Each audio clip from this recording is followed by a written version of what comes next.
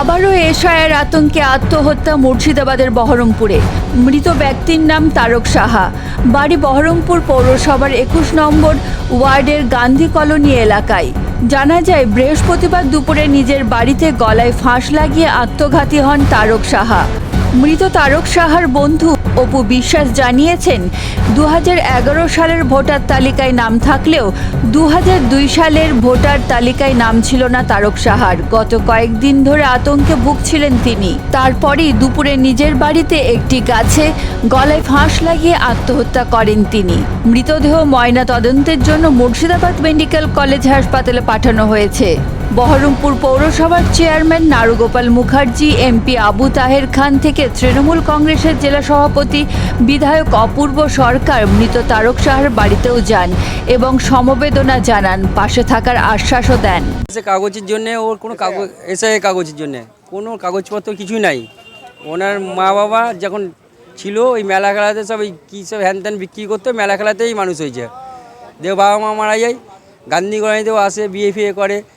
ও একটু হালকা কিন্তু ও রিক্সা চালাতো, বিয়ে ফিয়ে করলো, কাগজপত্র কিছুই বের করতে পারিনি।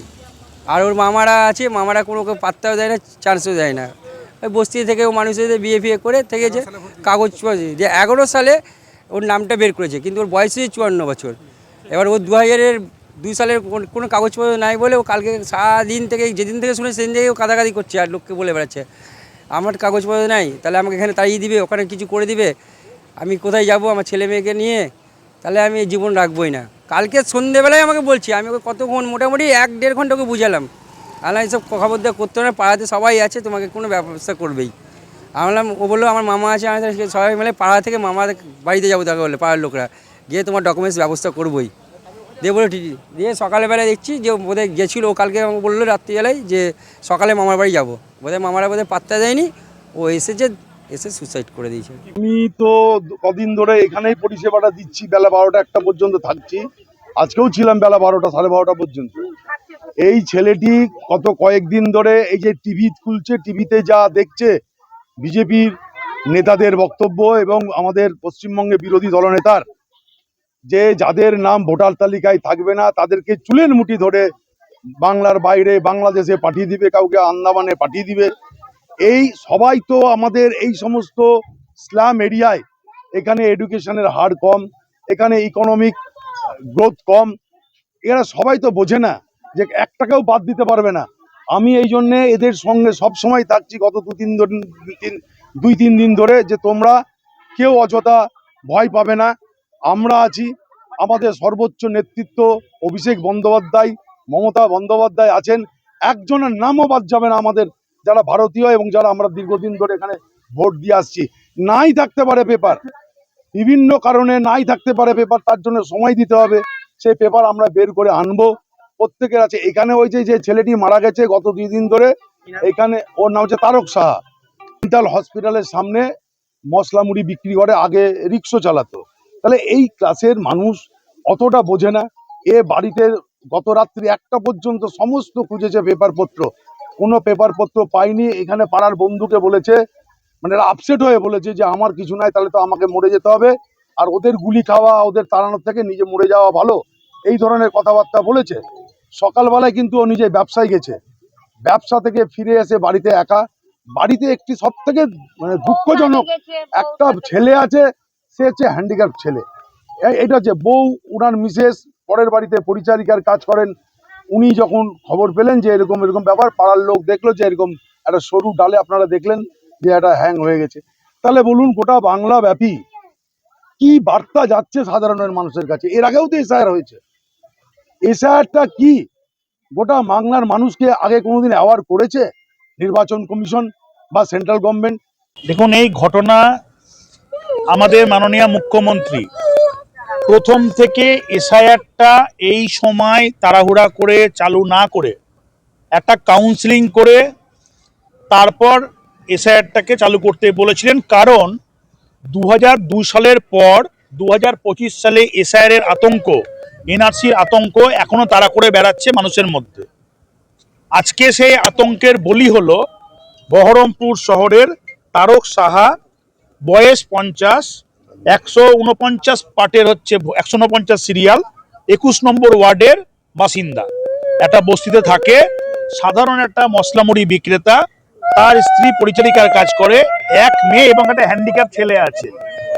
আজকে বলুন যে এরকম একটা মর্মান্তিক পরিস্থিতি যে তৈরি হলো, এই আতঙ্ক তৈরি করলো, এই আতঙ্ক তৈরি হওয়ার জন্য তাহলে আমরা নির্বাচন কমিশনকে আমরা প্রশ্ন করতে চাই যে যেভাবে হচ্ছে আপনারা একটা পর একটা প্রাণ নিচ্ছেন, আপনারা ভোটের এখানে স্ক্রিনিং করতে এসছেন, স্ক্রুটনি করতে এসছেন, আপনারা যেটা আমাদের নেতা ঠিকই তো বলেছিল যে স্পেশাল ইন্টেন্সিভ আপনার রিভিশনের পরিবর্তে সাইলেন্ট ইনভিজিবল রিগিং যেটা করছেন, মানে মানুষকে মেরে দেওয়ার যে আপনারা যে ষড়যন্ত্র করছেন, এই ষড়যন্ত্রের বলি হলো ব্যারাকপুরের একজন। আজকে হচ্ছে তারক সাহাকে আজকে ফেরত দিতে পারবে? এসআইআর নিয়ে সারা বাংলা জুড়ে আলোচনা, চর্চা, ভয়, ভীতি, অনিশ্চয়তা বাতাবরণে আমরা ক্রমশই অভ্যস্ত হয়ে পড়ছি। আজকে শুনলাম যে বহরমপুরের গান্ধী কলোনিতে এসআইআর এর আতঙ্কে একজন ব্যক্তি আত্মহত্যা করেছে। ঘটনার কতটা সত্য কতটা মিথ্যা আমাদের জানা নেই, কিন্তু এসআইআর এর জন্য মৃত্যু, এসআইআর এর জন্য আত্মহত্যা, এই প্রচার যেন তৃণমূলকে আরো বেশি উৎসাহিত করছে বলে আমার মনে হচ্ছে। তৃণমূল পার্টি এসআইআর এর কারণে আত্মহত্যা এই বিষয়টাকে একটা রাজনৈতিক হাতিয়ারে রূপান্তরিত করেছে।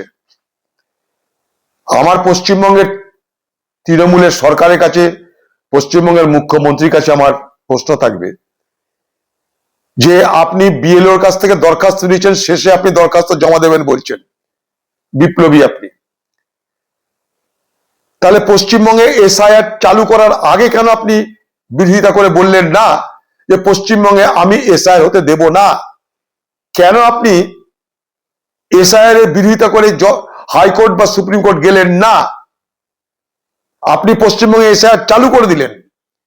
এসআইআর চালু করে দেওয়ার পর আপনার দলের লোকদেরকে এনুমারেশন ফর্ম নিয়ে পাড়ায় পাড়ায় ভোটের প্রচারে নামিয়ে দিলেন।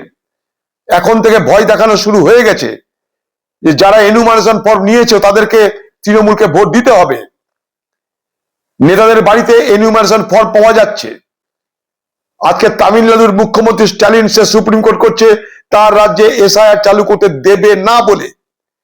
তাহলে আপনি যখন জানতেন বিহারের এসআইআর এর পর যে আপনার রাজ্যে এসআইআর হবে, তখন আপনি কেন সুপ্রিম কোর্টে গেলেন না? আপনি কেন এসআইআর চালু করার বিরোধিতা করলেন না? সব করবেন আপনি, নাটক করবেন আপনি, সবকিছু একসঙ্গে হতে পারে না। এনআরসির স্মৃতিকে তুলে আনবো, এনআরসি আর এসআইআর কে মিলেমিশে এক করে দিয়ে বাংলা জুড়ে আমি ভোটের বাতাবরণ তৈরি করব।